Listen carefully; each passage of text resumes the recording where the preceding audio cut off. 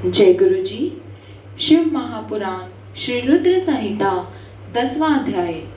श्री हरि को सृष्टि की रक्षा का भार एवं त्रिदेव को आयु बल देना।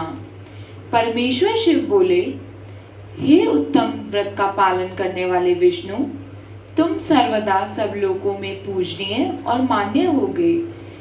ब्रह्मा जी के द्वारा रचे लोक में कोई दुख या संकट होने पर दुखों और संकटों का नाश करने के लिए तुम सदा तत्पर रहना। तुम अनेकों अवतार ग्रहण कर जीवों का कल्याण कर अपनी कीर्ति का विस्तार करोगे। मैं तुम्हारे कार्यों में तुम्हारी सहायता करूंगा और तुम्हारे शत्रुओं का नाश करूंगा।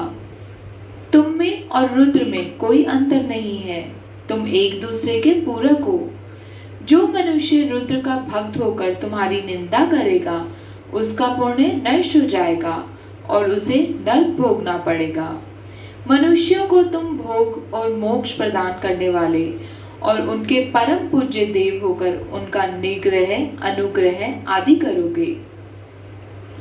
ऐसा कहकर भगवान शिव ने मेरा हाथ विष्णु जी के हाथ में देकर कहा, तुम संकट के समय सदा इनकी सहायता करना तथा सभी को भोग और मोक्ष प्रदान करना तथा सभी मनुष्यों की कामनाओं को पूरा करना। तुम्हारी शरण में आने वाले मनुष्य को मेरा आश्रय भी मिलेगा तथा हम में भेद करने वाला मनुष्य नरक में जाएगा।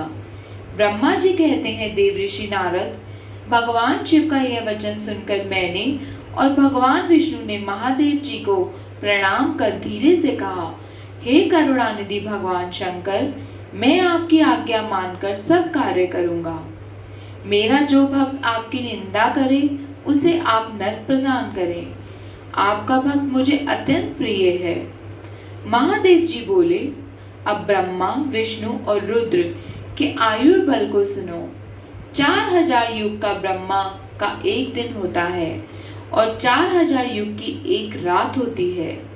30 दिन का एक महीना और 12 महीनों का एक वर्ष होता है। इस प्रकार के वर्ष प्रमाण से ब्रह्मा की 100 वर्ष की आयु होती है और ब्रह्मा का एक वर्ष विष्णु का एक दिन होता है।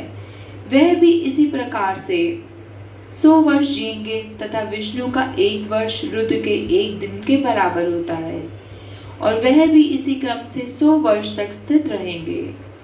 तब शिव के मुख से एक ऐसा श्वास प्रकट होता है जिसमें उनके 21,600 दिन और रात होते हैं। उनके 6 बार सांस अंदर लेने और छोड़ने का एक पल और 8 घड़ी और 60 घड़ी का एक दिन होता है। उनके सांसों की कोई संख्या नहीं है, इसलिए वे अक्षय हैं। अतः तुम मेरी आज्ञा से सृष्टि का निर्माण करो।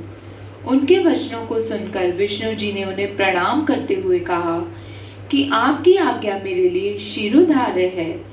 यह सुनकर भगवान शिव ने उन्हें आशीर्वाद दिया और अंतर ध्यान हो गए।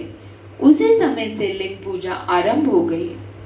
शिव महापुराण श्री रुद्र संहिता 10वां अध्याय समाप्त। जय गुरु जी।